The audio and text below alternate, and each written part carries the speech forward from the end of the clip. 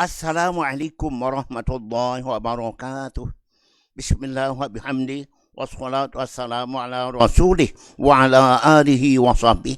Allahumma aslih ummata Muhammadin sallallahu alaihi wasallam, farij an ummati Muhammadin sallallahu alaihi wasallam, warham ummata Muhammadin sallallahu alaihi wasallam, wanshur wa qad wa ayyadna nadal watan fil alamin bihaqqi Muhammadin sallallahu alaihi wasallam. Amma ba'du. Kaum muslimin dan muslimat, para penggemar tanya jawab agama Islam melalui radio dakwah Hamzan Wadi dimanapun pengusaha sedang berada malam ini. Moga-moga saya jumpai pengusaha dalam keadaan sehat walafiat, tidak kurang suatu apa, mudah-mudahan. Para pendengar yang dirahmati Allah, alhamdulillah, dan sekarang berada pada bulan Jumadil Akhir. Kalau tidak keliru, tanggal 4 bulan Jumadil Akhir. Maka perlu diingat kembali bahwa NWDI lahir dulu pada bulan Jumadil Akhir tanggal 15. Enggak ada lagunya. 15 Jumadil Akhiri tiba, kata lagunya. Okay? Setelah itu mari kita bersyukur pada Allah Ta'ala bahwa telah lahir NWDI pada bulan Jumadil Akhir dahulu. Mudah-mudahan Maulana Syekh sebaik pencetusnya bahagia mulia selamat di alam barzah bersama semua keluarga beliau. Amin. Allahumma amin. Para pendengar yang dirahmati Allah, berapa hari lagi kita akan masuki tahun baru. 1 Januari 2023. Setiap datang tahun baru, berarti kita teringat bahwa umur kita berkurang, bukannya bertambah. Namanya bertambah, tapi justru berkurang. Semakin dekat kematian, makin dekat dengan lubang kubur kita masing-masing. Allah SWT telah berfirman dalam hadis kursi. Apa firman Allah? Iza balagha abdi umruhu arba'ina sana. Apabila hambaku umurnya sudah 40 tahun. Aku selamatkan hambaku itu yang rajin ibadah itu dengan 3 macam. Selamat daripada al-majnun, junun, gila. Yang kedua, selamat pada penyakit kusta. 3, selamat daripada penyakit belang. Kalau dia tekun rajin ibadah kepada Allah, maka Allah selamatkan daripada pertama gila, yang kedua kusta atau berong bahasa Indonesia, bahasa kita sasat. Kusta bahasa Indonesianya, kemudian penyakit yaitu belang. Nauzubillah min dzalika. Apabila hambaku umurnya 50 tahun tetap dalam taat dan ibadah kepadaku, firman Allah, maka aku jadikan hambaku itu yaitu dihisap dengan hisap yang paling ringan. Hasabtuhu hisaban yasira. Ku hisap ia dengan hisap yang paling ringan, paling mudah, paling cepat. Amin. Allahumma amin. Kita semua mengharapkan hisaban yasira. Hisap yang paling ringan, paling mudah. Apabila hambaku umurnya 60 tahun tetap dalam taat ibadah kepada Allah, maka aku jadikan dia menjadi hambaku yang yaitu inabah, cinta bertobat, cinta istighfar, cinta mohon ampun pada Allah Ta'ala. Banyak istighfar, banyak mohon ampun. Ahbabtu laul inabah, aku jadikan dia cinta bertobat, cinta mohon ampun pada Allah umur 60 tahun. Tetap dalam taat pada Allah Subhanahu wa Ta'ala. Mudah-mudahan kita termasuk yang sudah umur 60 tahun. Pak Hanafi berapa umurnya? Okay. Bapak M. Syafi'i berapa sudah? Pak Masri sudah ada yang umur 60 tahun lebih dari itu. Okay. Kalau Ibu Sumi, terima kasih okay, dan kiriman pulsanya. Okay. Saya kira dari Ibu M. Syafi'i. Mudah-mudahan Allah membalasnya.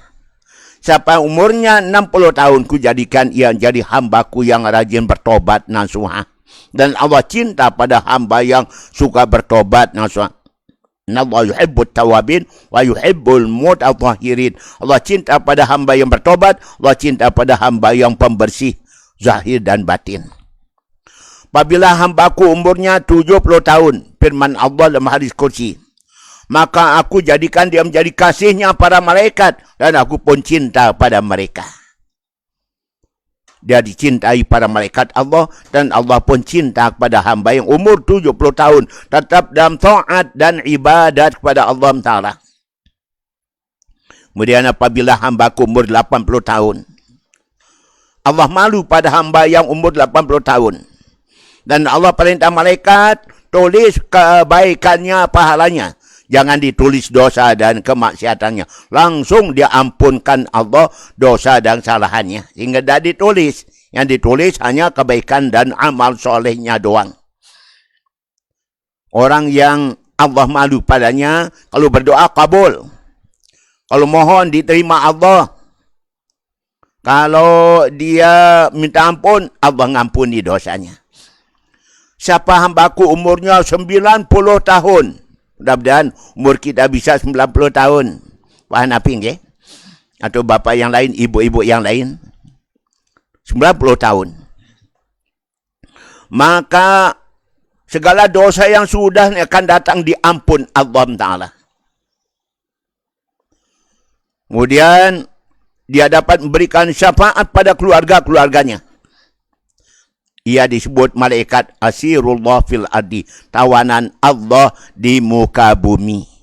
Itulah kelebihan orang umur 90 tahun tetap dalam taat dan ibadat kepada Allah Subhanahu wa Ta'ala. Mari kita tekun rajin ibadah pada Allah, hindarkan dosa dan kesalahan. Mudah-mudahan kita menjadi hamba yang diampunkan segala dosa kita yang sudah maupun yang akan datang. Kemudian kita akan diberikan izin beri syafaat pada keluarga kita. Amin. Allahumma amin. Para pendengar yang dirahmati Allah. Nabi bersabda, Arba'un haqqun ala Allah la yudkhilahumul jannah. Ada 4 golongan manusia yang Allah tidak akan masukkan ia dalam syurga. Kalau gitu masuk neraka dong. Iya. 4 golongan. Siapa itu? Pertama, mudminul khamri, tukang teler, mabuk, minuman keras, dan narkoba. Mereka demikian tidak akan masuk surga, justru akan masuk neraka. Sadarlah, hai saudara-saudara, anak-anak kita, putra-putri kita. Okay? Jangan sampai minuman keras jadi kesukaan, jadi hobi, narkoba jadi kesenangannya. Anda akan hancur dunia akhirat dan anda tidak akan masuk surga, sabdanya Nabi. Yang kedua, aklul riba, itu orang-orang yang aklul malil yatim. Orang makan harta yatim, merampas harta anak yatim, ngambil miliknya anak yatim. Mereka tidak akan masuk surga. Dan yang keempat, akul walidain. Akul walidain. Mereka-mereka yang durhaka sama ibu dan bapaknya. Mereka yang tidak bikin bahagia orang tuanya, bikin sedih orang tuanya. Orang demikian itu tidak akan masuk syurga. Hai anak-anakku, putra-putriku, para pelajar, para siswa, mahasiswa. Jangan sampai menjadi orang yang durhaka sama orang tua, tidak akan masuk syurga, sabda Nabi SAW. Dalam hadis yang lain, Nabi mengatakan 4 golongan manusia tidak mencium bau syurga. Tidak cium bau syurga, ya. Artinya tidak akan masuk syurga. Kecuali semuanya kalau bertobat, para pendengar. Kecuali kalau mereka bertobat, Allah Ta'ala terima tobatnya. Pertama, al-bakhil, orang-orang pelit. Okay? Tidak akan mencium bau syurga, apalagi masuk syurga. Kedua, orang mudminul khamri, lagi diulang. Tukang teler, mabuk, narkoba. Yang ketiga, akul walidain. Mereka durhaka pada ibu bapa. Diulang lagi. Kemudian, manan, orang yang mengungkit-ungkit pemberiannya. Hingga orang jadi sedih, marah, karena pemberiannya diungkap-ungkap, diungkit-ungkit. Berian orang tua pada anak. Berian anak pada orang tua. Saudara pada saudara dan sebagainya. Tiap orang mengungkit kembali pemberiannya, mereka tidak akan masuk dan tidak akan mencium bau syurga. La tubtilu sadaqatikum bil manni wal adha.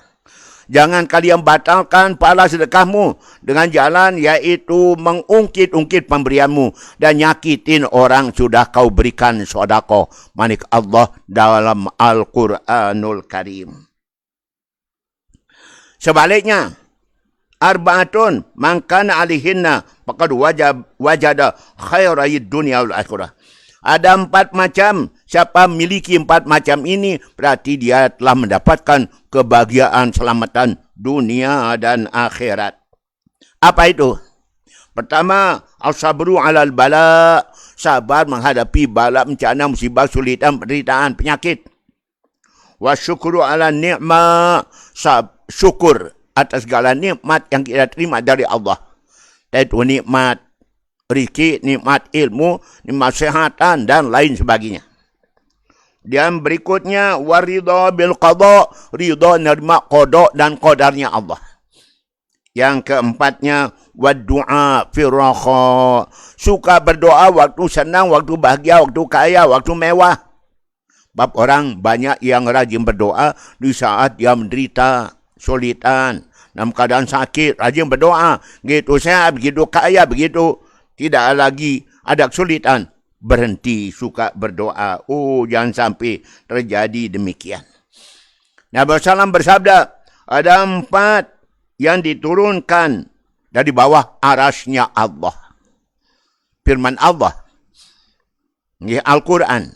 Ada 4 ayat surah yang diturunkan di bawah arasnya Allah. Dan Nabi terima waktu Isra dan Mi'raj.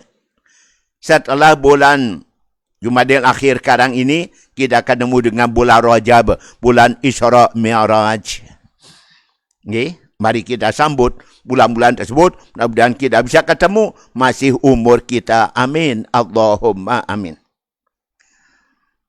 Apa itu yang diturunkan dari bawah arasnya Allah? Pertama, Ummul Quran, Al-Fatihah.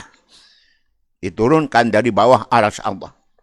Yang kedua, Ayatul Kursi, ayat kursi yang Nabi terima waktu Isra Mi'raj. Yang ketiga, 2 ayat terakhir surah Al-Baqarah. 2 ayat terakhir surah Al-Baqarah. Siapa membacanya, maka Allah akan berikan kecukupan padanya. Kemudian yang keempat, surah Al-Kautsar. Inna a'tainakal kautsar fasholli li rabbika wanhar inna syani'aka huwal abtar. Maknanya ayat-ayat ini baik sekali untuk jadi amalan kita, bacaan kita, jadi ayat kita dalam solat. Okay? Mudah-mudahan. Amin. Allahumma amin. Berikutnya, arba'un la yanzurullahi ilaihim yaumal qiyamah. 4 golongan manusia tidak akan dipandang Allah, tidak akan dilihat Allah, tidak akan diperduli Allah besok hari kiamat. Siapa mereka? Kembali, yaitu akul walidain. Mereka durhaka sama ibu dan bapaknya. Mannanun, orang yang mengungkit-ungkit pemberian. Kalau namam, artinya orang yang suka ngadu domba, memfitnah sesama. Dan berikutnya mudminu khamrin, kembali lagi, bukan Nabi, tukang telet, tukang mabuk, tukang narkoba.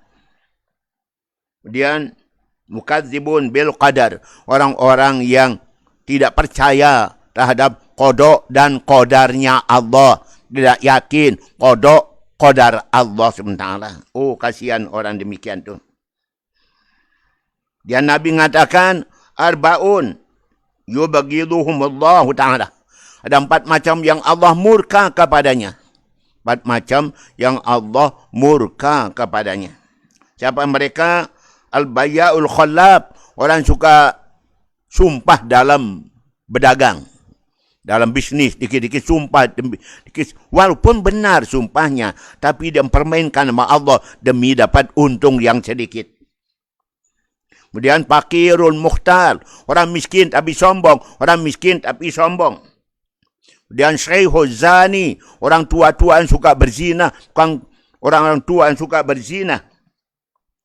Kemudian imamul jair, para pemimpin-mimpin yang zalim, yang aniaya, yang korupsi. Mereka semua masuk golongan yang sangat dibenci oleh Allah Subhanahu wa ta'ala. Oh, na'udzubillah, na'udzubillahi min dzalika. Para pendengar yang dirahmati Allah Subhanahu wa taala. Mari kita menjawab pertanyaan dari pelunggu Sami. Saya minum dulu.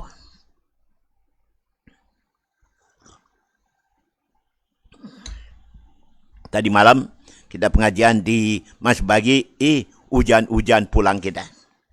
Hujan rahmat mudah-mudahan. Bawa kesuburan, keamanan, kedamaian, kesejahteraan. Moga-moga amin. Assalamualaikum warahmatullahi wabarakatuh. Waalaikumsalam warahmatullahi wabarakatuh. Gimana hukumnya kita sholat? Dalam keadaan sholat, kita merasa ada angin keluar. Ada angin sedikit keluar. Kalau anda yakin keluar anginnya itu, maka berarti batallah sholat anda. Tapi kalau ragu-ragu, apa keluar apa tidak, maka anggap belum keluar. Tapi kalau sudah kedengaran suaranya, bunyinya, tahu keluar baunya, ada baunya, anda harus yakin bahwa sholat batal, wudu kembali, ulangi sholat dari awalnya. Gimana hukumnya minta guna-guna supaya suaminya menceraikan dia? Dia akan masuk dalam golongan siapa-siapa dikit-dikit minta cerai, haram baginya, baunya syurga. Sabda Nabi SAW.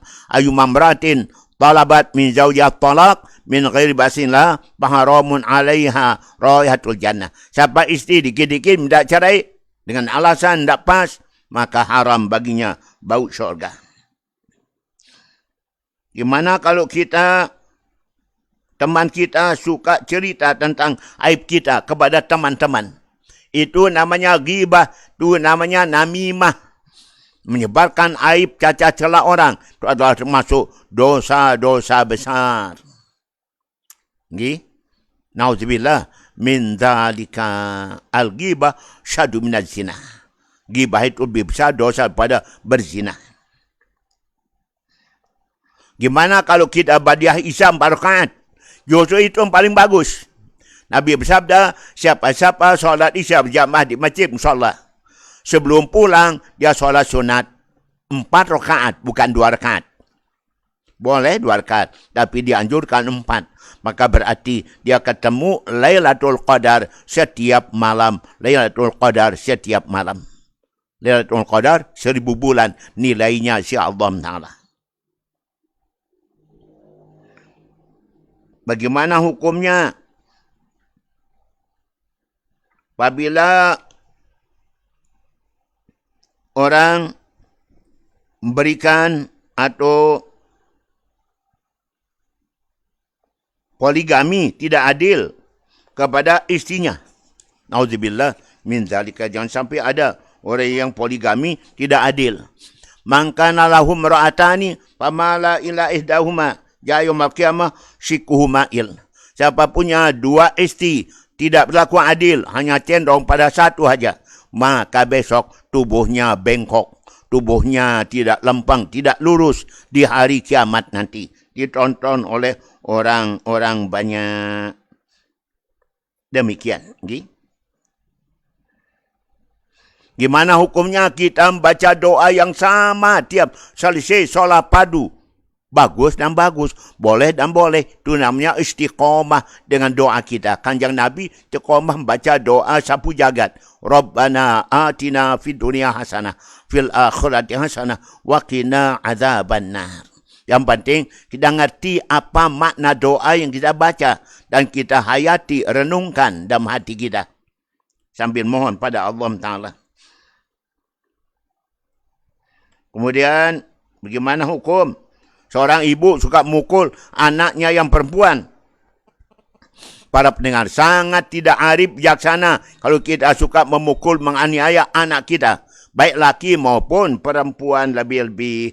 Nabi bersabda, siapa-siapa punya anak perempuan seorang, kemudian dia pelihara, dia jaga, dikasihani, disayangi, maka anak perempuan itu jadi dinding neraka bagi orang tuanya. Moga amin. Allahumma Amin. Para pendengar, kita lanjut. Assalamualaikum warahmatullahi wabarakatuh. Waalaikumsalam warahmatullahi wabarakatuh. Mohon jelaskan kembali tanda-tanda orang beriman dalam surah At-Taubah dan tanda-tanda orang takwa dalam Al-Quran surah Al-Baqarah. Para pendengar, dalam At-Taubah dah jelaskan tanda orang beriman. A'udzubillahi minasyaitanir rajim. At-taibuna al-'abiduna al-hamidun as-sa'ihun ar-raqi'una as-sajiduna al-amiruna bil ma'ruf wan nahuna 'anil munkar wal hafizuna li hududillah basyiril mu'minin. Tanda orang beriman menurut firman Allah surah Taubah ayat 17. Pertama, orang yang rajin bertobat. Mari dengan datangnya tahun baru kita pada bertobat kepada Allah Ta'ala. Bagi dah masuk tahun yang akan datang dalam keadaan bersih dari dosa dan noda. Kemudian yang kedua, al-abidun, rajin ibadah, baik ibadah fardu maupun ibadah sunat. Dah laksanakan. Itu cintai Allah, tanda orang beriman. Kemudian orangnya hamidun, selalu muji Allah dalam keadaan senang, dalam keadaan susah, dalam keadaan bahagia, dalam keadaan menderita. As-sa'ihun, orangnya rajin tuntut ilmu, pergian cari ilmu, nuntut ilmu pengetahuan. Termasuk berjuang juga, jihad fisabilillah. Dan ar-raqi'un as-sajidun, orangnya rajin ruku, orangnya rajin sujud, solat jamaah rajin. Al-amiruna bil ma'ruf wan nahuna 'anil munkar. Orang berimanlah orang yang amar ma'ruf nahi munkar. Siapa-siapa tidak pernah amar ma'ruf nahi munkar, berarti imannya belum sempurna. Wal hafizuna li hududillah. Orang-orang yang beriman itulah orang selalu menjaga hukum-hukum agama. Yang fardu, yang sunat kerjakan. Yang mubah dikerjakan, boleh tidak dikerjakan. Yang haram dijauhkan, yang makruh pun juga dihindarkan. Orang selalu menjaga hukum-hukum Allah, maka orang itu disebut orang yang beriman. Adapun orang-orang takwa dalam Al-Quran surah Al-Baqarah ayat 177 Allah berfirman, "Walakinnal birra man amana billah wal yawmil akhir wal malaikati wal kitabi wan nabiyyin," dan seterusnya.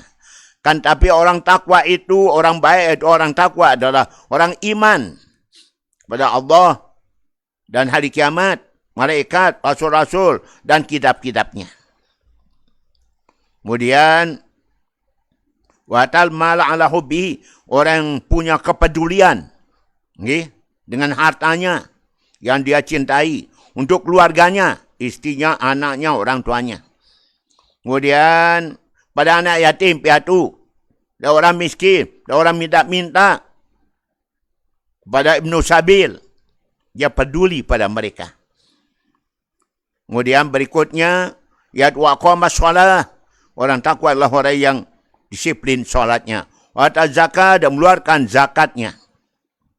Wal mufuna bi ahdihim idza ahadu, orang takwa itu adalah orang-orang yang menunaikan janji-janjinya. Wasabirin fil ba'sa'i wad dharra' hinal ba's. Sabar dalam penderitaan, dalam kesulitan, dalam penyakit, dalam peperangan. Mereka itulah orang benar, mereka lah orang-orang yang betul-betul takwa. Dijelas oleh Allah menjelaskan tentang ciri orang beriman, ciri orang-orang yang takwa. Moga-moga tiang dan penghusami para pendengar minyak masuk dalam golongan orang-orang beriman dan orang-orang takwa, iman dan takwa. Moga-moga. Amin. Allahumma amin. Dan lanjut. Tuan Guru, apa hukumnya orang tua yang mentelantarkan anaknya? Masihkah wajib anak tersebut untuk berbakti pada orang tuanya? Peduli pada anak, beri biaya hidup pada anak, berikan nafkah pada anak, mensekolahkan anak adalah wajib hukumnya bagi ibu dan bapa. Kalau tidak, berdosa mereka. Kafa bil mar'isman an yudhai'a man yaqudu. Berdosa orang yang mentelantarkan kewajiban beri nafkah pada yang wajib diberi nafkah, istrinya, anak-anaknya, dosa mereka. Apakah boleh si anak tidak hormati ayahnya yang membiarkan dia telantar? Tentu tidak boleh. Jangan sampai dah didik anak untuk tidak hormat pada orang tua yang tidak tanggung jawab terhadap yang memberikan nafkah, telantarkan anak. Yang sampai kejahatan orang tua dibalas dengan kejahatan juga, balas membalas tidak boleh. Okay? Maka kita anjurkan pada anak mendoakan orang tuanya, dan kemudian memaafkan orang tuanya, membacakan doa untuk orang tuanya. Moga-moga Allah memberikan taufik, hidayah, kesadaran, keinsapan, hingga orang tua jadi sadar akan kewajibannya terhadap anaknya. Yang biarkan telantar anak-anaknya, tidak diberikan nafkah, tidak dicarikan nafkah oleh orang tuanya. Dosa besar hukumnya bagi orang tua yang demikian tu. Oh, na'udzubillah min dzalika. Namun jangan sampai anak disuruh hendak bakti pada orang tua, suruh bakti pada orang tua, doakan orang tua. Kemudian dia jadi sadar, insaf akan wajibannya terhadap anak dan istrinya. Amin. Lanjut. Bagaimana atau apakah ada amalan yang menghilangkan maksiat atau kebiasaan maksiat? Para pendengar, pertama ya, berkuat iman takwa kita. Karena orang berbuat maksiat karena hilangnya iman. Nabi bersabda, la yazni zani hina yazni wa huwa mu'minun. Seorang tidak akan berzina di saat dia berzina kalau dia masih punya iman dan takwa. La yashrabu syadbu hina yashrabu wa huwa mu'min.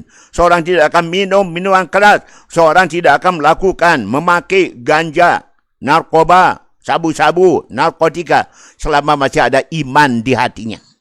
La yashruku syarik hina yashruku wa huwa mu'min. Seorang tidak akan maling, tidak akan mencuri, tidak akan jambret selama masih ada iman. Jadi untuk menghilangkan dosa-dosa maka diperkuatlah keimanan kita. Membina iman pertama, mengerjakan perintah Allah, menjauhi larangan Allah, nambah ilmu pengetahuan kita, ilmu pengetahuan agama kita.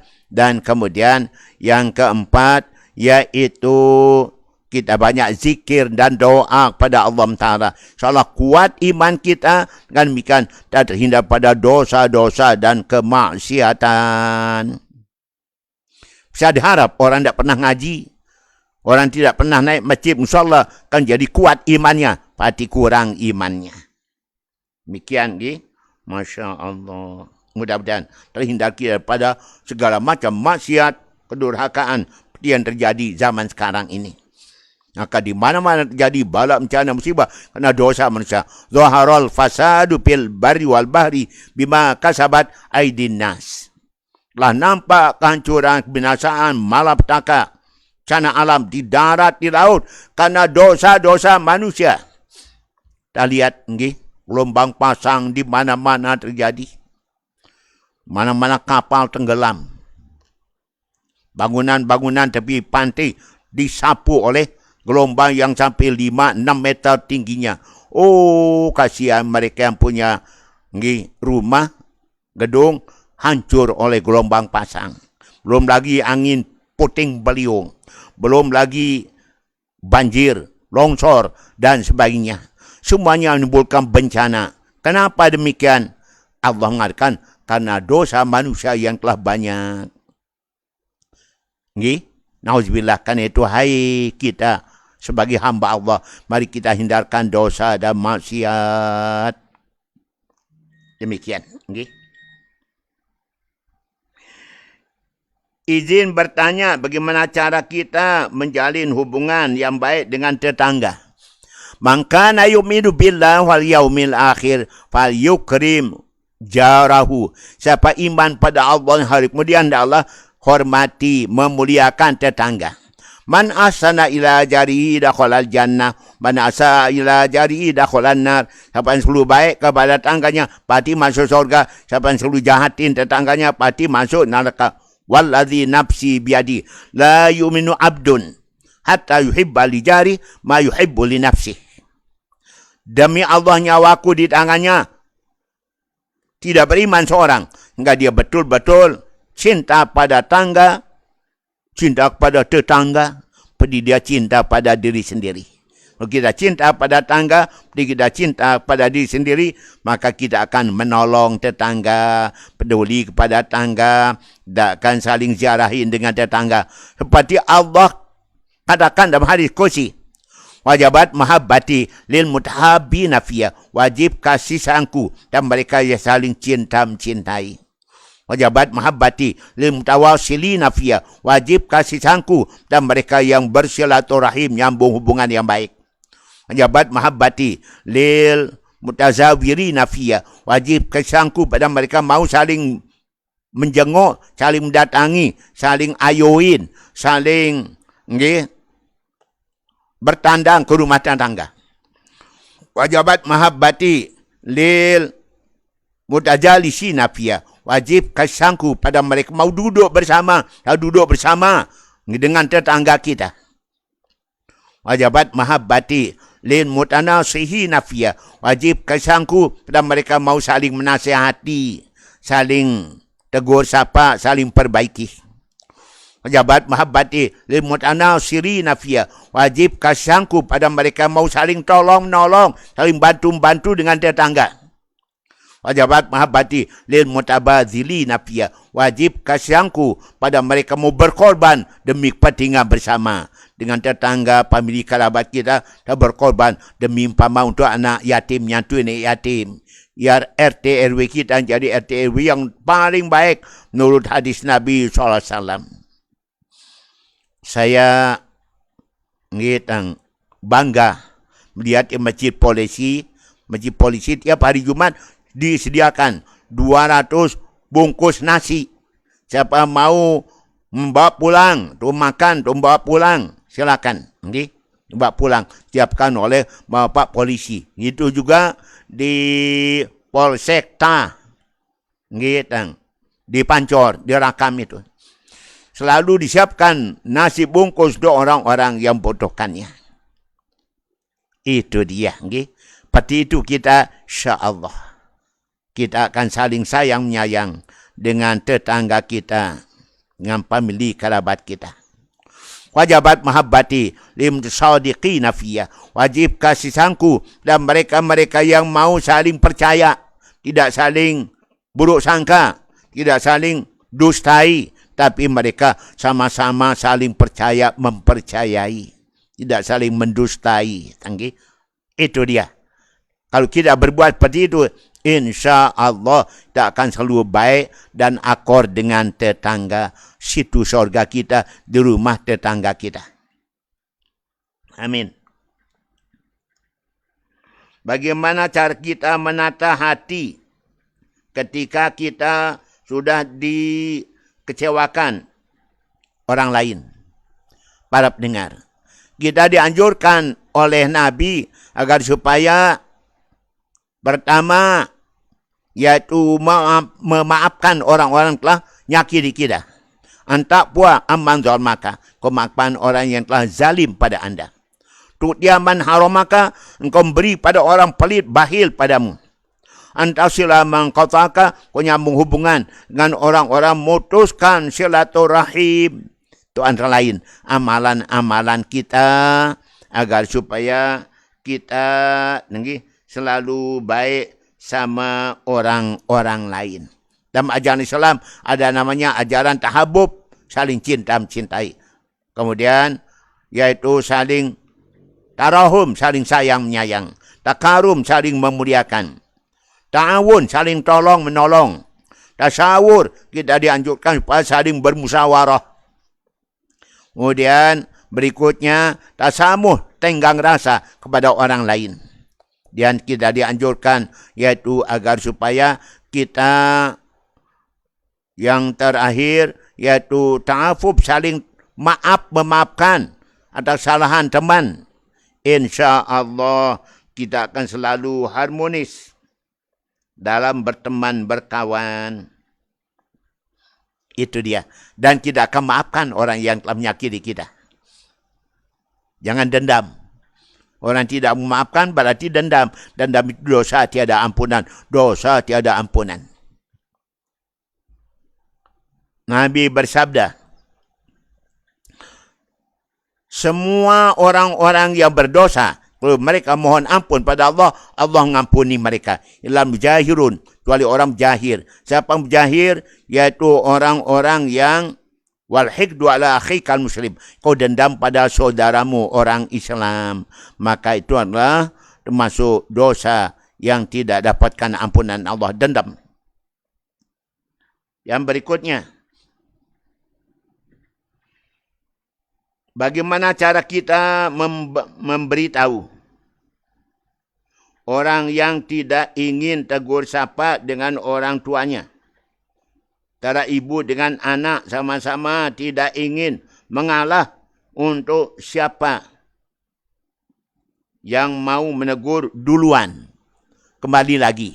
Berarti ibu dan bapa, ibu dan anak, mereka ini sama-sama dendam. Sama-sama tak nyambung hubungan. Selama mereka dendam, mereka itu tidak tegur sapa. Selama itu solatnya, doanya, ibadahnya tak diterima Allah Subhanahu wa ta'ala. Nabi bersabda, Sittatu asya tuhbitul amal. Ada 6 macam amalan menghapuskan, menghilangkan pahala kebaikan. Apa antara lain? Pertama, al-istighfar bi'uyubin nas, sibuk dengan aib cacat celanya orang lain. Yang kedua, qaswatul qalbi. Qaswatul qalbi, artinya hasad, dengki, iri hati, tolong nanti. Kemudian 3, zulmun la yantahi, tiada henti-hentinya menzalimi, menganiaya orang lain. Hapus kebaikan dan pahalanya. Kemudian qillatul haya, tak punya rasa malu, Kemudian ulul amal, panjang angan-angan. Dan berikutnya yaitu hubbud dunia, serakah terhadap keduniaan, Ini semua menghilangkan yaitu pahala dan kebaikan. Di langit ada malaikat yang tidak mau menerima amalan seorang. Langit pertama, malaikat tidak terima amalan orang. Apabila orang punya amal itu, orangnya suka nyakitin orang lain. Tak boleh lewat di langit pertama, pintu langit pertama, orang suka menyakiti sesama. Sabda malaikat. Langit kedua, tak boleh lewat di langit kedua. Orang-orang yang beramal tapi semuanya beribadah dengan mengharapkan imbalan-imbalan dari sesama manusia. Rajin ibadah harus ada imbalan. Rajin solat, rajin dengan ibu, bapa, suami, istri, ipar, mertua. Maka bisa jadi setan. Setan akan bikin supaya kita tidak aman, tidak damai, tidak akor. Setan menanamkan rasa kebencian, buruk sangka, dan sebagainya. Maka cara mengatasinya, hilangkan segala sifat-sifat buruk tersebut. Buruk sangka, benci, dendam, iri hati, diselingi dengan sifat ridha, tawakal, sabar, dan sebagainya. Maklum, kita tidak punya rumah selain pada tempat kita tinggal itu. Jadi kita harus bersikap sabar, tawakal, ridha dengan keadaan demikian itu. Ingat, betapa besarnya pahala orang sabar. Innama yuwaffas sabiruna ajrahum bighairi hisab. Orang-orang yang sabar diberikan balasan dengan balasan yang tidak terhingga. Perumpamaan sabar dan iman seperti perumpamaan kepala dengan badan. Kalau orang beriman, maka wajib dia sabar. Kalau orang beriman tidak sabar, maka sama dengan badan tanpa kepala. Badan tanpa kepala. Artinya, imannya tidak sempurna. Karena itu maka kita harus yaitu sabar dalam pergaulan sehari-hari. Pemaaf dan sabar. Rela, ridho dengan keadaan demikian itu. Apalagi di daerah yang banyak bala bencana musibah, gempa bumi dan sebagainya. Mereka banyak numpang sama rumah keluarga, famili, kerabatnya. Kalau tidak sabar, tidak tabah, tidak tawakal, saya jadi kita tidak akor. Demikian. Dah lanjut. Pak Ustaz, apa saja batasan dalam bersosialisasi kepada tangga dan keluarga menurut Islam supaya kita hidup rukun dan damai seperti yang tadi. Seperti yang tadi kita sampaikan. Okay? Harus selalu menjaga perasaan, jaga pikiran, menjaga tingkah laku kita, ucapan kita.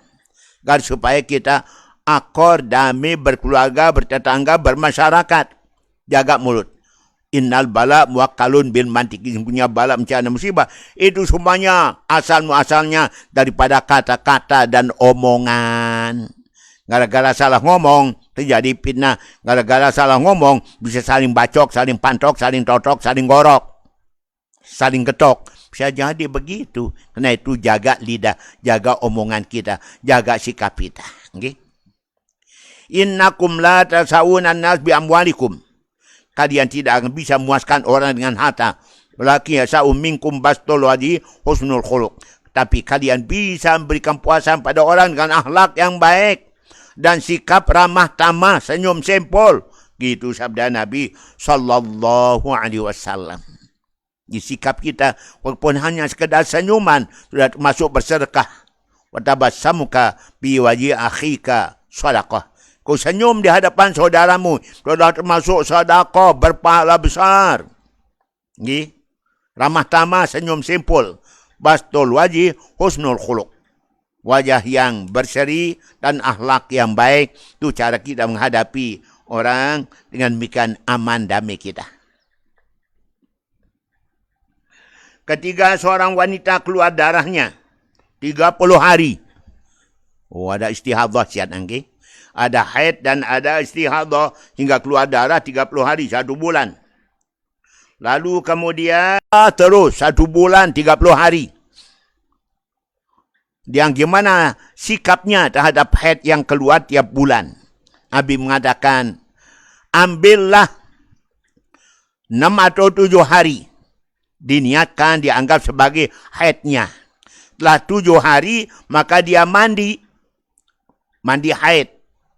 Kemudian setelah itu, dia bersihkan diri untuk sholat setiap waktu. Datang waktu sholat, dia bersihkan diri, kemudian dia tutup jalan keluarnya darah istihadah, darah penyakit. Segera berwudu, segera sholat. Nanti datang waktu lagi, dia bersihkan, ganti yang dia pakai untuk nutup tadi. Kemudian dia bersihkan, setelah itu tutup lagi, berwudu lagi, sholat lagi pada waktunya. Wudu kalau sudah masuk waktu. Demikian seterusnya. Dengan demikian, maka sah sholatnya. Jadi dia ambil, yaitu kebiasaan al-adah. Ada biasanya 7 hari, 7 malam. Haidnya ambil 7 hari selama haid. Tidak sholat, tidak ibadah. Dan setelah itu, mandi wajib. Setelah itu, wajib sholat setiap waktu. Bersihkan diri dulu, kemudian dia berwudu, segera sholat. Demikian kepada anda. Pernah terjadi di zaman kanjeng Nabi sallallahu alaihi wasallam. Amin. Allahumma amin. Okay. Nabi kabar ibu-ibu kuserta kemarin. Okay, nyantungan yatim hari Jumat yang dahulu.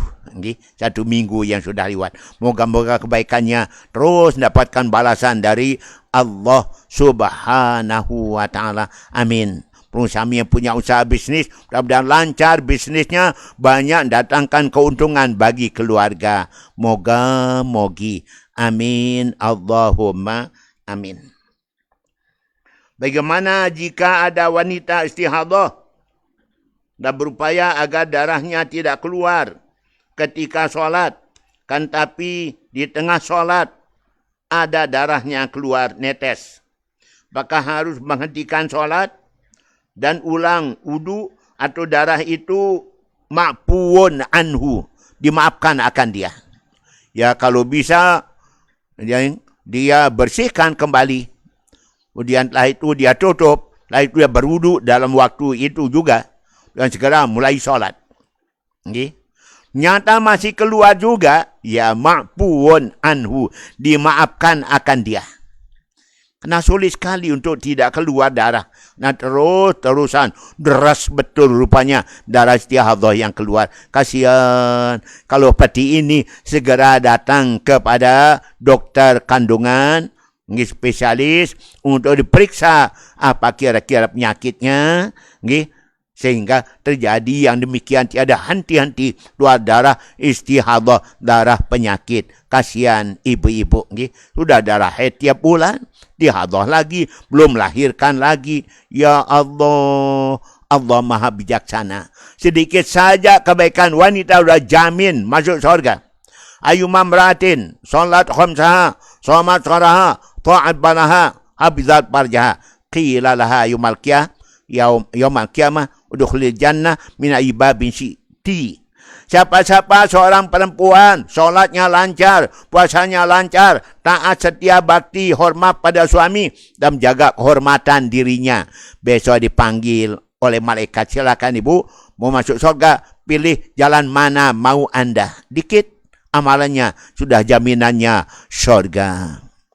Ayyumam beratin matat zaujuha radin anha khalatil jannah. Siapa-siapa seorang istri meninggal dunia, diredai, dimaafkan oleh suaminya, mesti masuk surga. Mesti masuk surga. Seorang istri yang diredai, dimaafkan oleh suaminya. Karena itu, Bapak, jangan suka dendam, marah.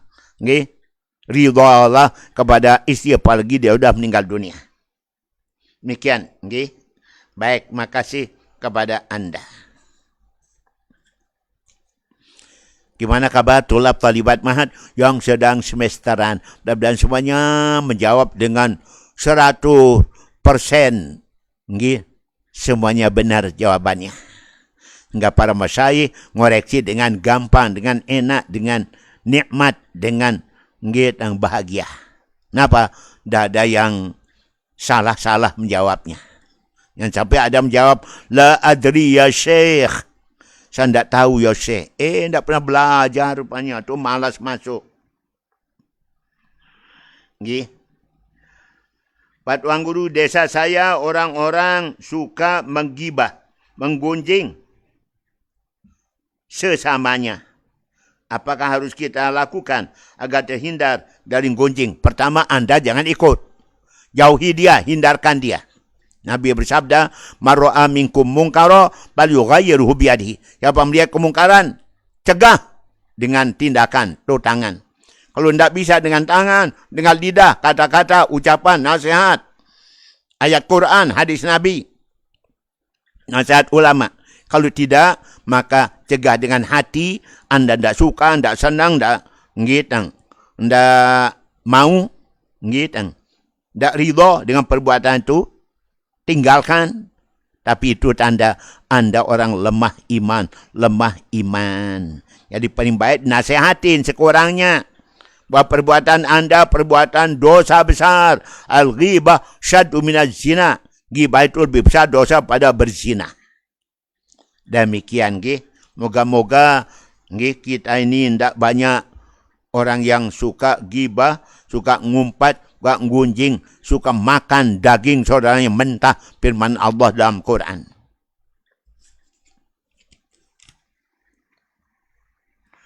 Mohon nasihat tentang bagaimana menjadi pengajar, pendidik yang baik di tengah krisis akhlak dan moral anak-anak di zaman sekarang. Kaum muda milenial istilahnya. Banyak sekali yang pengaruhi. Apalagi selalu aktif pegang HP. Yang dilihat bukan yang baik-baik, yang terpuji. Justru yang viral-viral, yang negatif-negatif.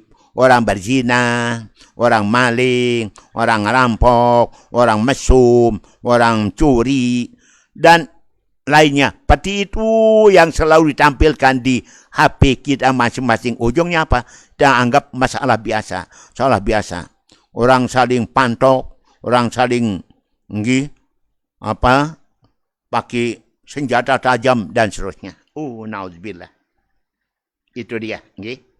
Kemudian yang kedua, kita berikan contoh dan teladan.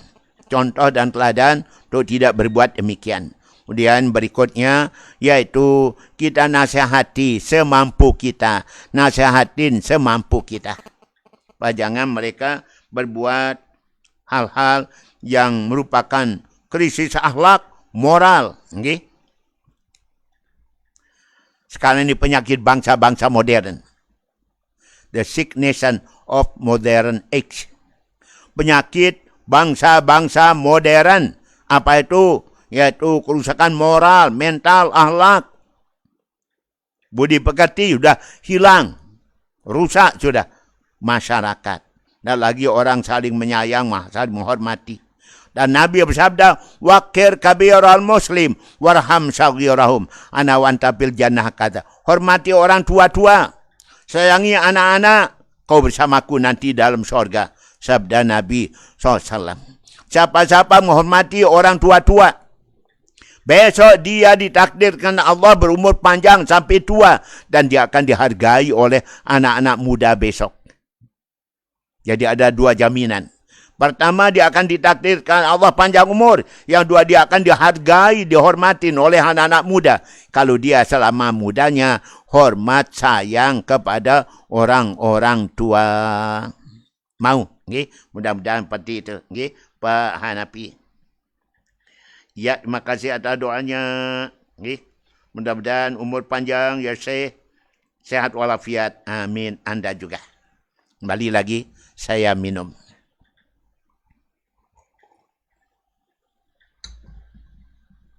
Baik, kita berlanjut.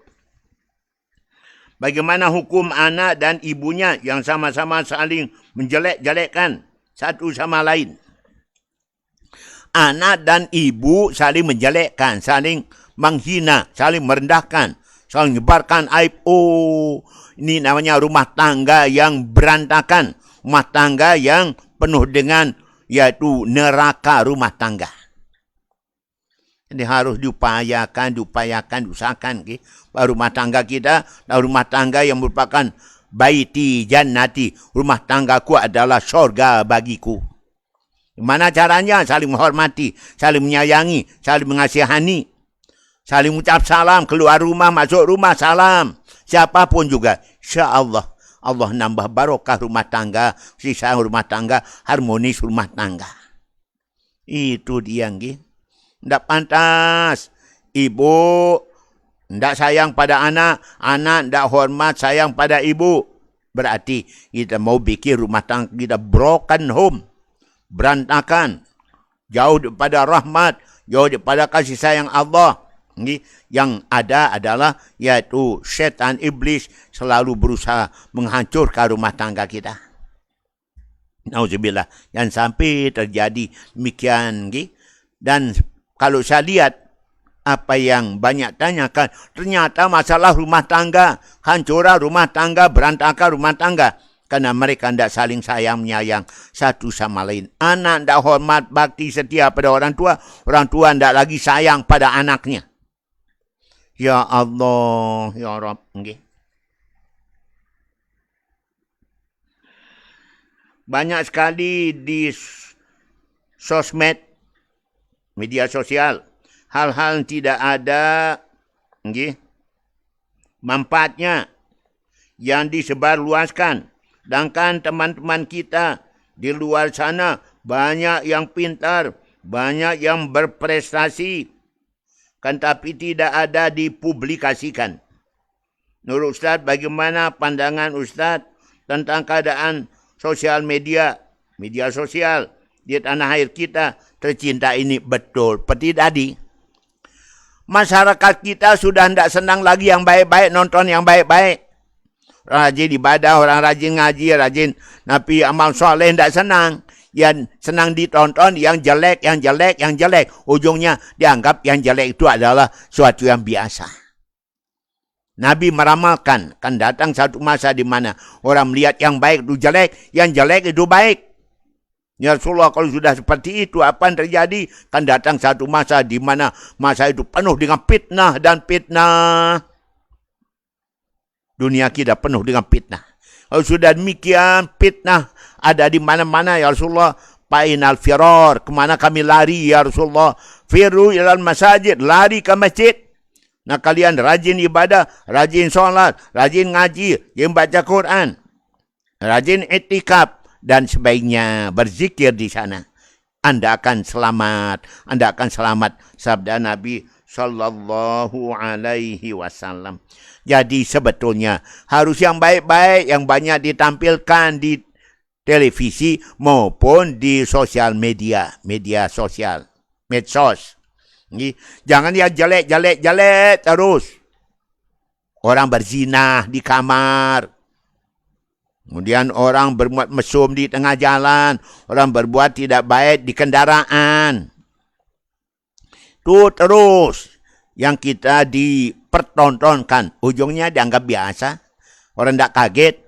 Orang tidak napi takut melihat keadaan demikian itu. Karena dianggap hal yang biasa. Bayi-bayi haram dibuang di pinggir jalan.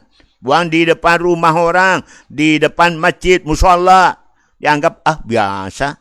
Biasa.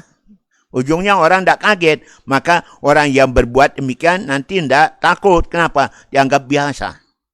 Ya Allah. Berarti kita pada sedang mengundang datangnya azab dari Allah Subhanahu wa ta'ala. Demikian yang kita khawatirkan. Kita lanjut.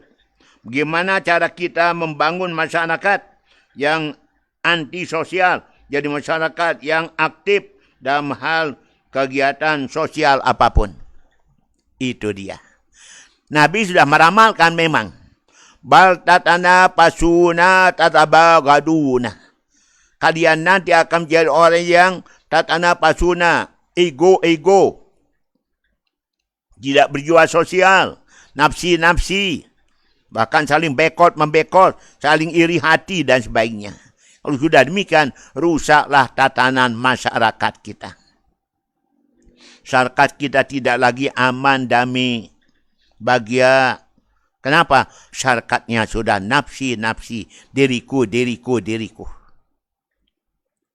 Kalau sudah demikian, kasihan orang miskin, tidak ada yang peduli. Kasihan anak yatim, tidak ada yang peduli. Kasihan orang-orang lemah, tidak ada yang menolong dan peduli pada mereka. Kalau sudah tidak ada lagi tolong-menolong, maka tolongan Allah pun jadi jarang, jadi kurang. Karena Allah, dalam hadis Nabi sebutkan, Allah sendiri mengatakan, wa ta'awanu 'alal birri wat taqwa. La ta'awanu 'alal ismi wal udwan. Tolong-menolong dalam kebaikan dan takwa. Yang tolong-menolong dalam dosa dan permusuhan.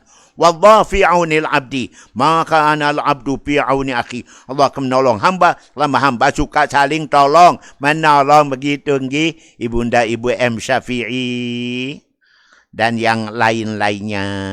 Berbuah haja dalam kota Solong dan Pancon. Makasih atas ikut sertanya sudah dulu-dulu ikut menyumbang anak yatim kita. Mudah-mudahan Tuhan membalasnya sebanyak-banyak. Ana wa kafilul yatim fil jannah. Kudang orang peduli anak yatim bersama nanti dalam syurga. Moga. Amin. Allahumma amin. Okay. Mari kita berikan contoh bagaimana pedulian kita terhadap warga masyarakat. Tak peduli orang miskin, tak peduli anak yatim, dah lumayan. Okay.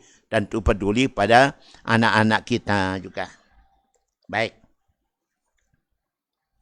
Gimana kalau orang yang minta dana untuk masjid, musholla, untuk pembangunan, masjid, musholla di jalan-jalan.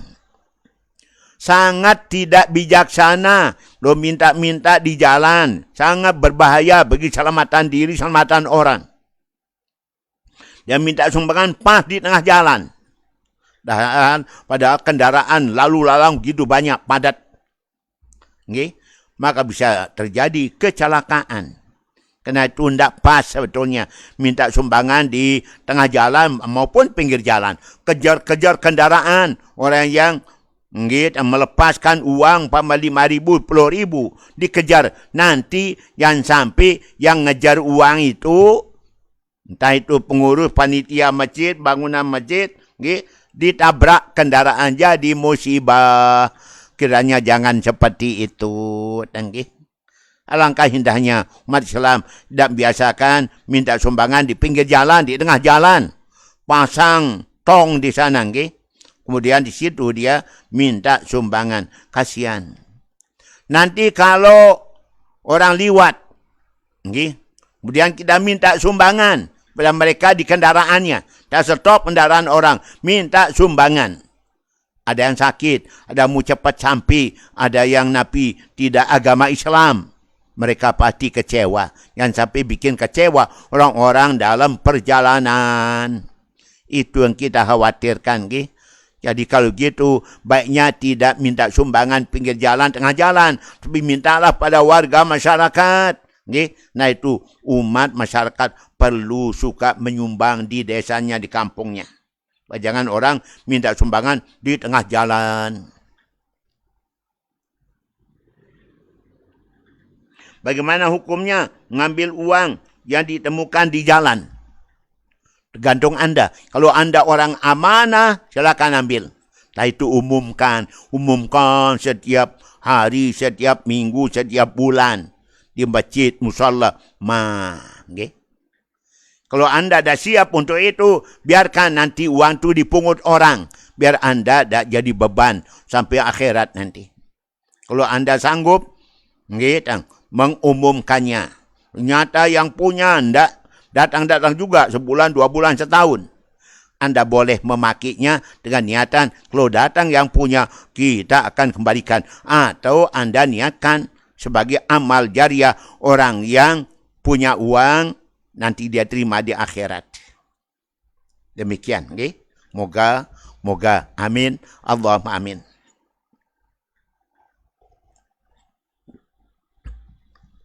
Lagi. Ya, dari siapa? Kenapa diharamkan berhubungan badan saat sedang haid? Masya Allah. Allah sendiri mengatakan, Fa'tazilun nisa'a fil mahid. Hindarkan, jauhilah istri pada waktu haid. Karena haid itu adalah penyakit. Kalau terjadi hubungan di saat haid, kemudian timbullah nanti yaitu pembuahan. Sang perempuan hamil. Dengan hubungan waktu haid. Bisa jadi si anak yang dihamilkan cacat fisik. Buntung umpama, tu buta matanya, atau cacat mental, jiwa, batinnya, tidak normal. Itu akan terjadi. Mau punya anak cacat, fisik dan mental. Nauzubillah, karena itu sabar dulu 1 minggu aja, sabar kok tidak bisa. Daripada anaknya nanti cacat yang lahir. Dan samping dosanya dosa besar. Karena Allah sendiri melarang dalam Quran. Pada larang Allah dalam Quran menunjukkan itu adalah termasuk dosa besar. Itu dia. Kalau keluar darah istihadah boleh. Dari segi boleh. Akan tetapi waspada juga. Yang jangan dalam keadaan istihadah berhubungan. Juga anaknya nanti cacat fisik dan mental. Kalau paksa, maka pakailah umpama yaitu bungkus kondom, biar tidak langsung keluar spermanya dalam rahim istrinya. Kasihan nanti anaknya cacat. Demikian kepada Anda. Mau bertanya, makam siapa yang ada di luar makam Bapak Maulana Syekh? Yang jelas adalah umminda kita, Ummi Hajjah Siti Rahmatullah. Umminya Ummi Hajjah Siti Rehanun. Yang kedua, kalau tidak khilaf, adalah yaitu makamnya Lalu Gede Wira Santana almarhum. Itu dia yang ada di dekat makam Maulana Syekh. Makam Maulana Syekh dulu itu adalah gedengnya Ummi Hajjah Siti Rauhun Zainuddin Abdul Majid. Waktu dibangun gedengnya itu oleh Maulana Syekh, kami para yang mondok-mondok hadir bersama hujan-hujan waktu beliau meletakkan batu pertama di rumah yang dibangun oleh beliau untuk minda kita, Hajah Siti Rauhun. Beliau berkorban demi makam, gedengnya dirusak, tempat makam Maulana Syed sekarang. Beliau telah berkorban untuk itu. Masya Allah, saya ikut menyaksikan pembangunannya dulu. Baik, para pendengar. Bagaimana cara mengepel agar najis tidak melebar? Najisnya terangkat. Umpama ada najis di pandamen, di rumah kita. Ada kotoran kucing, muntah kucing, atau kotoran lainnya. Caranya adalah pertama, kotoran itu dibersihkan. Dilap, dibersihkan. Kemudian setelah itu, di sekitar bekas kotoran itu dituangkan air yang suci. Kemudian, airnya dipel lagi dengan pel yang suci. Begitu kering, maka tempat itu sudah suci juga. Okay? Kotorannya ain najis yang kita buang, dan itu di atas bekas kotoran itu, najis itu kita tuangkan air yang suci, dan itu dipel lagi dengan pel yang suci juga, maka sucilah bekas najis di tehal, raso, keramik, atau semen di rumah kita. Demikian pada Anda.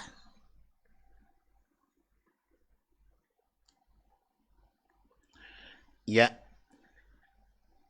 Makasih dari siapa? Apa betul sebelum masa iddah habis masih bisa mantan istri tinggal di rumah mantan suami? Memang begitu ketentuannya. Apabila orang cerai baik-baik, maka selama belum habis iddah, sang istri masih tinggal di rumah suaminya. Suaminya yang harus menghindar. Sampai habis iddahnya. Tapi kita kan tidak demikian. Kenapa? Sang istri yang minta bercerai, minta untuk kembali ke rumah orang tuanya, hanya malu sendiri tinggal di situ. Mestinya dia tinggal selama masih iddah 4 tahun, nanti suaminya berubah pikiran, hanya rujuk, tapi tidak demikian. Istrinya yang keras untuk bercerai, ujungnya malu sendiri tinggal di situ. Apalagi kata orang nanti, udah dia minta cerai, dia yang tinggal terus di rumah suaminya. Maluin, kata orang. Di segi memang harus demikian, iya. Tapi kaum wanita kadang-kadang yang keras, mau bercerai, ujungnya dia sendiri malu tinggal. Ya.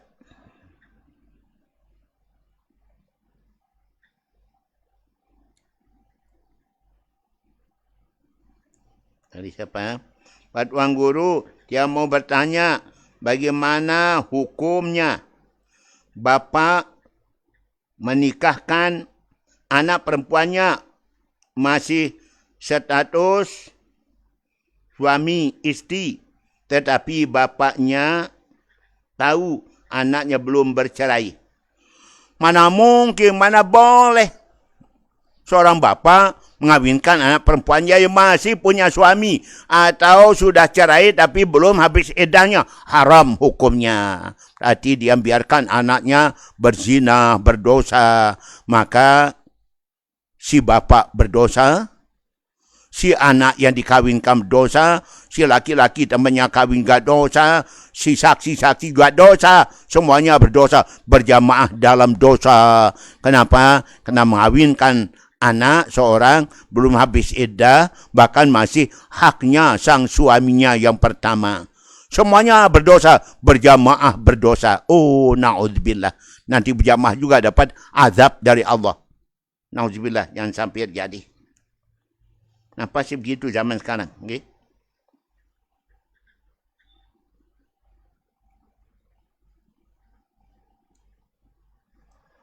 Ya, makasih atas doanya Pelunggu Sami. InsyaAllah. Apa hukumnya membaca doa awal tahun, akhir tahun, menggunakan doa awal tahun, akhir tahun Hijriah. Nanti pada tahun baru Masehi 1 Januari pas jam 24.00. Marwan Batu Gapit. Tak usah, tak perlu. Okay? Karena tahun itu kan banyak. Ada tahun Hijriah yang kita pakai doa awal tahun, akhir tahun Maghrib. Dan ada tahun Masehi 1 Januari. Ada tahun Cina, ada tahun Saka. Banyak kalau semua itu dapat kita baca doa awal tahun, akhir tahun Hijriah. Tak pada tempatnya. Okay? Berdoa silakan berdoa. Apa isi doa kita awal tahun, akhir tahun? Akhir tahun kita mohon pada Allah 3 macam. Kapan saja kita berdoa pada itu boleh. Pertama kita mohon, ya Allah, 11 tahun yang lalu kami banyak berbuat dosa dan maksiat. Kami belum taubat, ya Allah. Kau belum ampuni, ya Allah. Kami mohon diampuni, ya Allah. Kedua, apabila tahun yang lalu kami pernah berbuat amal soleh, berbuat kebaikan, ya Allah.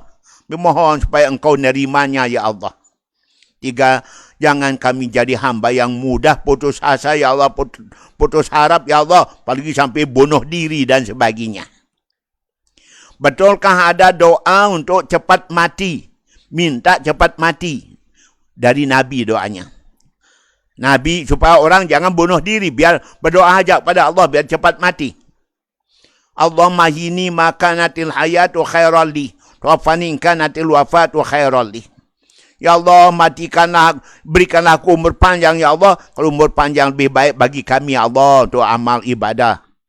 Ya Allah, segera matikan kami. Kalau mati lebih baik bagi kami, ya Allah, daripada nambah-nambah dosa, buat maksiat. Lebih cepat kami, lebih baik cepat mati, ya Allah. Berani membaca doa seperti ini.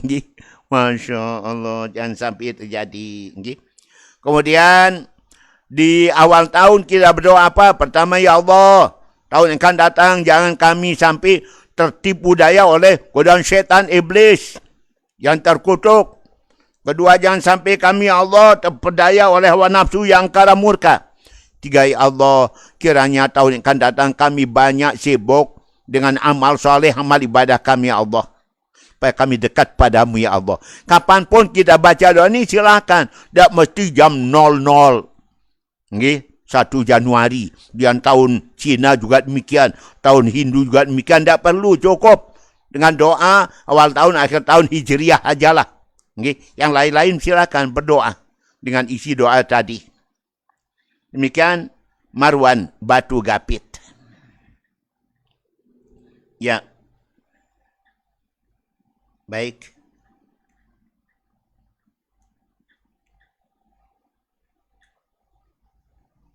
Ya, terima kasih ada doanya. Tanggi.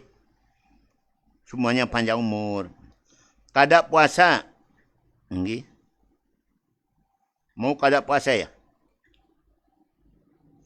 Yang kada puasa tapi telinga sakit. Kada puasa terus. Tiang baru selesai sembuh dari sakit mah ya. Infeksi saluran kencing. Badan tiang kurus. Pat yang enggak salah batalkan puasa karena badan tiang masih kurus, lemas. Para dengan pokoknya kalau memang kita sakit, sungguh sakit, jujur kita betul-betul sakit, maka boleh kita tidak puasa. Boleh tidak puasa, batalkan puasa. Karena kita dalam keadaan sakit, nanti sehat baru dikabok gitu. Tidak ada yang sulit dalam agama, tidak ada berat dalam agama. La yukallifullahu nafsan illa usaha. Tidak ada yang berat dalam agama, kalau memang sakit, boleh tidak puasa. Kalau kita tidak bisa berdiri, boleh solat dengan cara duduk. Begitu dong. Silakan. Islam itu enteng, ringan, mudah. Tidak ada yang berat-berat. Kita sendiri yang memberatkan diri. Baik.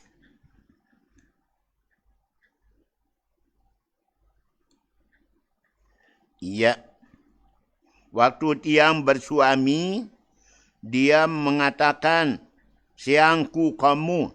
Terus tiang bilang, sambung di kasida dia enggak mau kedua kalinya, dia ada niat cerai lagi, apa tiang talak 2 atau talak 1.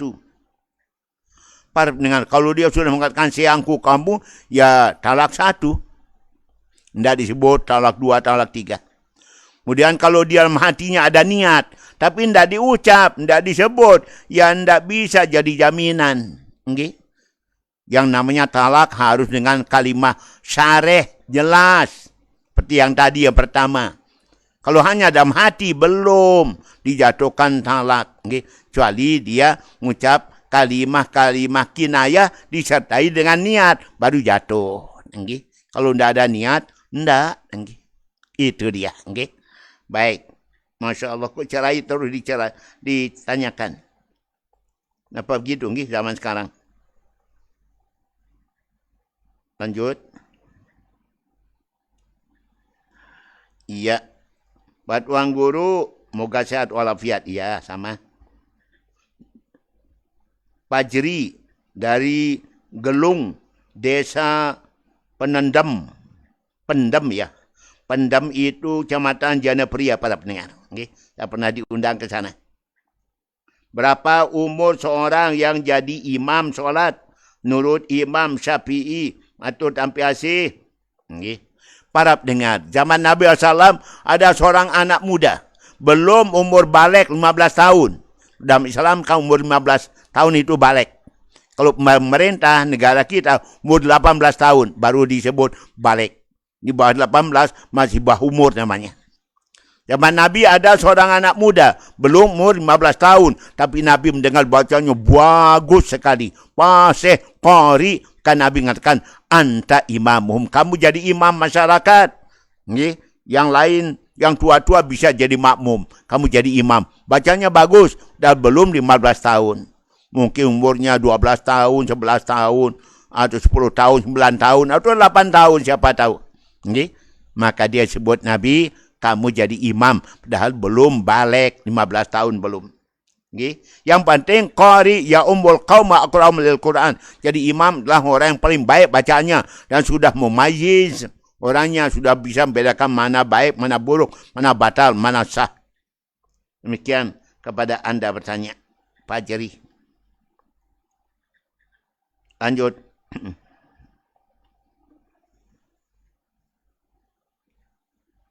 Dari siapa? Buat Tuan Guru, semoga sehat walafiat. Amin. Sama. Okay.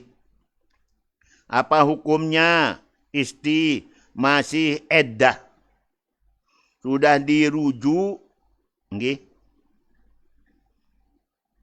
Nafkah eddah tetap. Nafkah eddah diambil, tapi dia nikah sama laki lain. Sekarang dia sudah punya anak 1. Makasih. Anak haram. Kalau betul, sudah dirujuk masa iddah raja'i. Apalagi nafkah diambil, tapi dikawinkan oleh ayahnya laki lain. Sekarang sudah punya anak. Anaknya anak haram. Perbuatan hubungannya zina. Bapaknya mengawinkan juga dapat dosa. Okay? Kemudian saksi-saksi juga dosa. Dia perempuan juga dosa. Temannya kawin juga dosa. Anaknya anak haram. Ayo, apa lagi? Semuanya haram. Gimana dunia kita aman, negeri kita aman. Banyak anak haram, banyak perbuatan haram, banyak zina dan sebagainya. Lakukan oleh mereka yang tidak ngerti agama, atau tidak mau ngerti agama. Oh, na'udzubillah. Semua ini bisa mengundang datangnya azab Allah di negeri kita. Oh, na'udzubillah. Kenapa sih begitu ya? Berani-beraninya mengawinkan anaknya. Jelas dia sudah yaitu rujuk oleh suami dan masa iddah. Bahkan tetap diberikan nafkah zaman masa iddahnya. Kawin. Ya, makasih. Buat Tuan Guru, tiang nunasang. Gimana kalau di musola, solat berjamaah banyak orang malas. Banyak orang malas jamaah di musola. Karena imamnya, istrinya orang Kristen tapi sudah masuk Islam. Dia keluar lagi ke Kristen. Dan yang azan juga bapa tuan guru, tapi Pak Tuan selalu punya ilmu sihir, selalu jahat. Apa hukumnya? Masa tahu orang punya ilmu sihir? Yang terlalu buruk sangka. Karena buruk sangka yang tidak bisa dibuktikan, tidak bisa dilihat itu masuk dosa besar. Ya Allah, qadhful muhsanati. Menuduh-nuduh orang itu adalah masuk dosa besar. Adh-dhannu ismun kabir, buruk sangka dosa besar. Kalau memang tidak bisa dibuktikan, tidak bisa dilihat, tidak bisa dilaporkan ke polisi, maka susah dong. Kemudian di musalla jarang orang berjamaah. Nabi bersabda, la solat al-jaril masjid la fil masjid. Tidak ada arti solat bagi orang bertetangga dengan masjid musalla, kecuali dia solat di masjid musalla orang bertetangga dengan masjid. Insya-Allah. 10 golongan yang solatnya diterima Allah, sabda Nabi. Rajul solat wahidan bighairi qiraah. Seorang yang solat sendiri, bacanya pun tak beres. Orang yang demikian, solatnya tidak diterima Allah Ta'ala. Nabi mengatakan, man sami'al munadiya yunadi li solah, falam yamna'hu min ittibahi uzrun, lam tuqbal minhu as-salatu lati sholla fi baiti. Siapa yang mendengar suara azan, tidak ada uzur halangan kalau dia hadir di jamaah, nak dekat, tapi tidak mau juga hadir, tidak terima Allah solat di rumahnya. Tidak terima Allah solat dikerjakan di rumahnya. Oh, kasihan. Galang bedahlik berugak lelah-lelah di arah upah. Kenapa? Rumah dekat masjid, dekat musala, tidak mau berjamaah. Ya Allah. Tidak terima solat di rumahnya. Malaikat Jibril bersabda pada Nabi, ya Rasulullah, ya Muhammad, tariqul jamaah min ummatika la yajidu rihal jannah kana malu aksara min amali ahli al-adi. Ya Rasulullah, ya Muhammad, umatmu yang anti solat jamaah tidak mencium bau syurga, pun banyak kebaikannya pada umat, pada masyarakat. Kalau dia tidak mau solat jamaah, maka tidak mencium baunya syurga. Orang mau berjamaah tanda orang beriman, sabda Nabi. Orang-orang tidak mau berjamaah tanda orang munafik. Silakan pilih. Beriman atau munafik. Kemudian, Pak Tuan. Yang jadi muazzin, Pak Tuan. Suka seher. Jangan gampang-gampang kita menuduh orang seher. Kalau dia keberatan, maka bisa jadi urusan polisi kita. Karena tidak bisa dibuktikan soalnya. Lanjut. Masa ada ya orang demikian zaman sekarang? Ya, terima kasih atas doanya. Apa hukumnya istri? Tiang suruh beranak, tapi dia tetap tidak mau. Katanya nanti udah enggak sibuk lagi. Tiang suruh masakan orang buat jeding, tapi dia tidak mau juga. Ya Allah. Terus tiang, ya, cerai, masih edah, tiang rujuk, tapi dia tetap nikah sama laki-laki lain. Yo, masih edahnya dirujuk, tang nikah rajai, cerai rajai, talak rajai. Masih edah dirujuk, tapi tidak mau pulang. Yo, tu dinikahkan oleh ayahnya dengan laki lain. Ayahnya dosa besar. Membiarkan anaknya berzina. Si perempuan dosa besar. Si laki-laki temannya kawin juga dosa besar. Si saksi-saksi dosa besar. Orang sudah dirujuk dan masa iddah, terus dikawinkan dengan laki lain. Padahal dia sudah dirujuk oleh suami pertamanya. Oh, na'udzubillah min dzalika. Berjamaah dosa.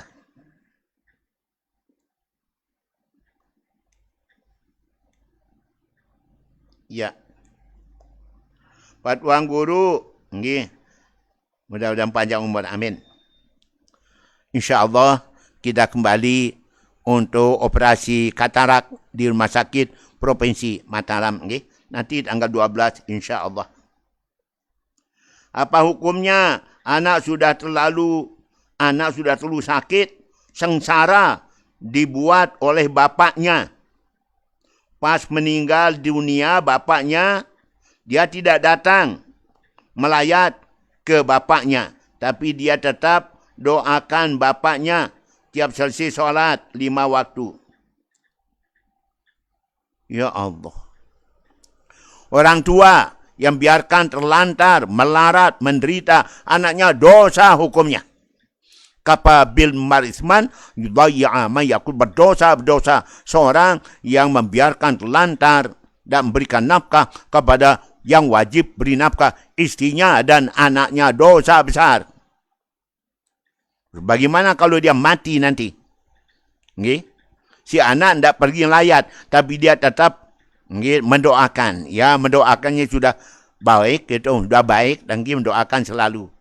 Tidak melayat, ya mestinya dia datang melayat. Tapi karena merasa diri tersiksa oleh orang tua, tidak tanggung jawab, dia tidak pergi. Tapi dia doakan orang tua dari rumah. Dah lumayan, dah baik, tapi alangkah indahnya dia hadir melayat. Dia maafkan orang tuanya yang telah berbuat bikin dia terlantar hidupnya, melarat hidupnya, masa depan hidupnya si anak suram karena orang tuanya senang narkoba, senang perbuatan-perbuatan yang terlarang, sehingga anaknya menjadi melarat. Itu orang tua tidak tanggung jawab dunia akhirat, dia akan dapatkan azab dari Allah. Oh, na'udzubillah min dzalika. Jadi anak ya disuruh maafkan dan mendoakan orang tuanya. Ya Allah, kenapa begini?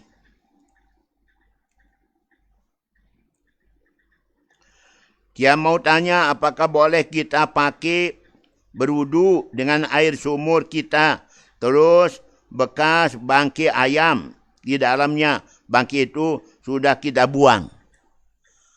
Kalau airnya besar dan tidak ada berubah baunya, tidak ada masih bau bangkai, tidak ada bau bangkai dalam sumur itu, ya suci. Airnya besar, tak berapa puluh kolah, apalagi musim hujan. Kemudian tidak ada bau, bau bangkai pada air itu, boleh dipakai bersuci. Demikian, tak berwudu, mandi dan sebaginya. Baik.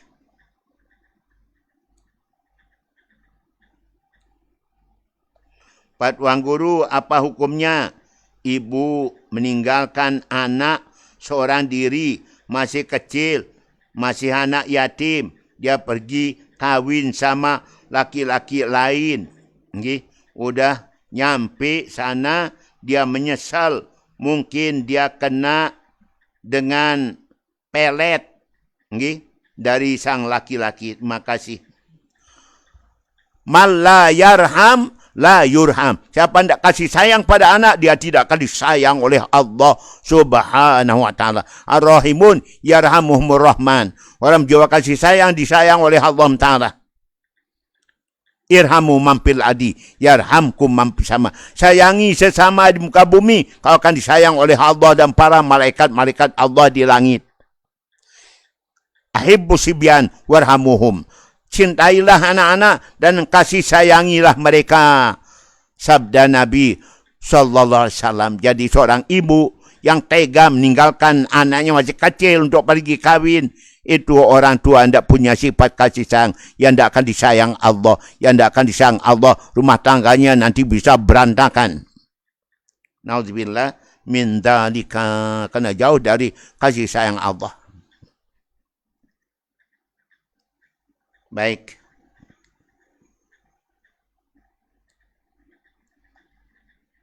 Suhaimi dari Jangu, Jana Pria. Pak Tuan Guru, apa hukumnya menggadaikan sawah? Para pendengar, Kalau menggadikan sawah, Pama minjam uang 10 juta. Kembalinya memang 10 juta. Kan tetapi hasil sawah, apa ada di sawah, semuanya diambil oleh orang yang punya uang. Orang tempatnya minjam uang tadi. Apa yang ada di sana, sawahnya dikerjakan. Diambil manfaatnya. Sehingga bisa jadi nanti orang yang tempatnya minjam uang ini 10 juta, dia dapatkan keuntungan 2 kali lipat ganda, 3 kali lipat ganda. Seperti itu ada perjanjian, maka ada unsur riba di situ. Ada unsur ribanya. Apalagi yang digadekan kebun. Kebun itu kebun kelapa. Selama hutang belum dibayar, lama itu dia yang tempat minjam uang, buah kelapanya diambil. Yang masih muda maupun sudah tua diambil.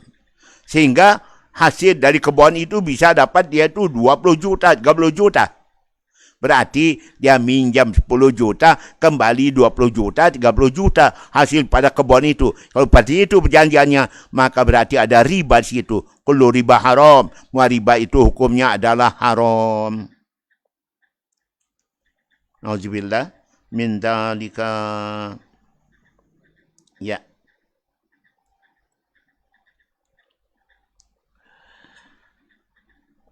Terima kasih ada doanya pengusaha semua. Doakan kami sehat walafiat. Syukur bertanya, apa sah dan apa hukumnya seseorang menyerahkan tanah warisannya kepada saudaranya tanpa sepengetahuan saudaranya yang lain, dan yang menyerahkan warisan ini tidak punya ahli waris karena tidak pernah kawin. Demikian. Kalau warisan itu sudah dibagi, masing-masing sudah punya bagian. Saudara-saudara sudah. Kemudian salah seorang saudara yang dapat bagian warisan menyerahkan tanahnya kepada saudara lain. Itulah memang warisan untuk dia. Boleh-boleh saja dong. Boleh, haknya sudah. Kecuali tanah warisan belum dibagi dan serahkan pada seorang gitu. Berarti merugikan saudara yang lain. Tapi kalau sudah dibagi warisan, masing-masing dapat 0,5 hektar umpama, maka yang belum kawin ini menyerahkan sawah itu kepada saudaranya, umpama kakaknya, untuk dikerjakan dan sebagainya. Di sana dia dapat bagian. Tidak apa-apa. Itu kan sudah menjadi milik masing-masing. Sudah dibagi-bagi. Kecuali belum dibagi, maka tidak boleh. Harus atas persetujuan semuanya. Tapi kalau sudah dibagi warisan, yang dapat bagian ini serahkan sawahnya pada saudaranya untuk dikerjakan, nanti dapat numpang makan dari sana. Boleh kan? Ini haknya.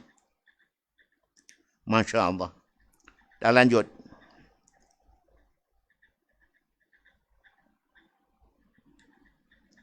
Tuan Guru, apa hukumnya ibu meninggalkan anak seorang diri sekecil, masih anak yatim, dia pergi kahwin? Sudah kan? Sudah tadi, kena pelet katanya. Belum tentu. Saya jadi karena si perempuan mana tahan. Baik. Ya. Tuan Guru, apa hukumnya seorang imam, isinya agama Kristen, masuk Islam, kemudian keluar lagi ke agama Kristen yang sudah tadi mau berimam kepada seorang imam yang istrinya agama lain. Terang tak mau masyarakat. Orang tak akan mau. Karena kalau isinya Kristen, suaminya Islam, karena istrinya syirik, maka jelas dong, perkawinan demikian tidak sah hukumnya. Perkawinan tidak sah sama dengan zina. Tidak boleh dong demikian. Masa mau jadi imam seorang yang nabi istrinya bukan Islam. Ya, mundur dulu Pak Imam. Kalau memang seperti itu keadaannya, fitnah besar akan terjadi. Kalau sampai Pak Imam istrinya pindah ke agama Kristen. Mau jadi imam seperti itu. Apa kata orang? Apa kata dunia? Pak Imam istrinya tidak Islam. Okay? Maka jadi fitnah besar. Tak usah. Okay? Hubungannya kalau istrinya tidak iman, hubungan haram zina. Pak Rosidun, bila kembar, bagaimana hukumnya seorang jamaah benci terhadap imam lantaran pernah mendakwahkan wajibnya solat berjamaah dan apakah sah solatnya bila dia ikut jamaah sewaktu-waktu ikut imam tersebut? Kenapa kita benci pada imam yang menyatakan wajib solat berjamaah? Allah sendiri mengatakan demikian. Aqimus shalah wa atu zakat warka'u ma'ar raki'in. Dirikan solat, tunaikan zakat, ruku bersama orang ruku. Ya solat jamaah maknanya. Solat jamaah itu, tanggi. Solat jamaah itu ada mengatakan padu ain. Ada mengatakan padu kifayah dan mengatakan sunatun mu'akkadah. Okay? Tapi kita akan lebih cenderung kepada padu kifayah. Supaya orang mau lakukan solat jamaah zaman Nabi. Tidak ada umat Islam tidak berjamaah kecuali orang-orang syirik. Okay? Maka lil musyrikin ya'muru masjid. Tak mungkin orang syirik mau makmurkan rumah Allah, masjid untuk berjamaah. Jadi yang tidak berjamaah hanya orang syirik. Kalau orang Islam semuanya berjamaah zaman Nabi SAW. Dan Nabi mengatakan, kalau ada orang tidak berjamaah, aku suruh orang lain berjamaah. Jadi imam, ku bawa obor, ku bakar rumah orang-orang yang tidak berjamaah. Itu menunjukkan apa? Menunjukkan wajibnya, perintahnya. Mungkin tidak bisa 5 waktu, ya 4 tidak bisa ya 3 tidak bisa ya mana-mana 2 lah. Okay? 4 ahul kul, kul juz, siapa tidak bisa mengerjakan semuanya, mana-mana separuhnya. Penting kita ada taat bakti pada Allah Ta'ala. Demikian, jadi jangan sampai karena itu kita benci pada seorang yang mendakwahkan wajibnya solat jamaah, harusnya solat jamaah. Bahkan teman yang lain ada mengatakan syarat sah solat adalah berjamaah. Kalau tidak berjamaah, tidak sah solatnya. Lebih keras lagi. Okay? Baik, kalau gitu, mari kita kerjakan solat jamaah menurut kemampuan kita. Okay? Anggap sebagai amalan padu kifayah. Bab Nabi mengatakan, apabila satu kampung 3 orang tidak ada berjamaah, semua penduduk kampung itu dijajah, dikuasai oleh syaitan. Ma min salasatin fi qaryatin wala badwin la tuqamu bihimul jamaah laqad istahwadha alimus syaitan. Apabila satu kampung 3 orang tidak ada berjamaah, laki-laki, maka semua penduduk kampung RT RW kekadusan itu dipimpin, dijajah, dikuasai oleh setan. Sehingga semuanya jadi kesyetanan. Begitu. Masuk Pak RT-nya, kadusnya, kepala kampungnya. Kenapa pimpin setan? Kenapa tidak ada berjamaah? Batuan guru gimana hukumnya? Bapak meninggal, anaknya tidak pergi layatan karena udah ditelantarkan. Tapi dia mendoakan, sudah tadi, tiap selesai solat 5 waktu. Para pendengar, walaupun orang tua telah mentelantarkan, telah menyakiti, telah menzalimi orang tuanya, si anak tetap harus bakti, taat, sabar, mendoakan orang tua, melayat kalau dia meninggal dunia. Jangan sampai si anak mendendam pada orang tua. Yaitu mendoakan mudah-mudahan dosanya orang tua mentelantarkan dia diampun Allah Subhanahu wa Ta'ala. Dan selalu mendoakan orang tuanya yang mentelantarkan itu tiap selesai solat 5 waktu. InsyaAllah orang tuanya diampun dan kita sebagai anak dapat ridha dari Allah Subhanahu wa Ta'ala. Amin. Allahumma amin.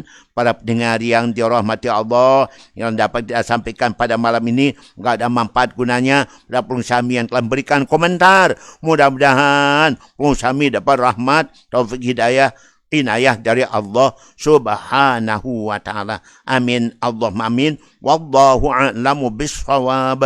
Wallahul muwaffiq wal hadi la sabil rasyad. Wassalamualaikum warahmatullahi wabarakatuh.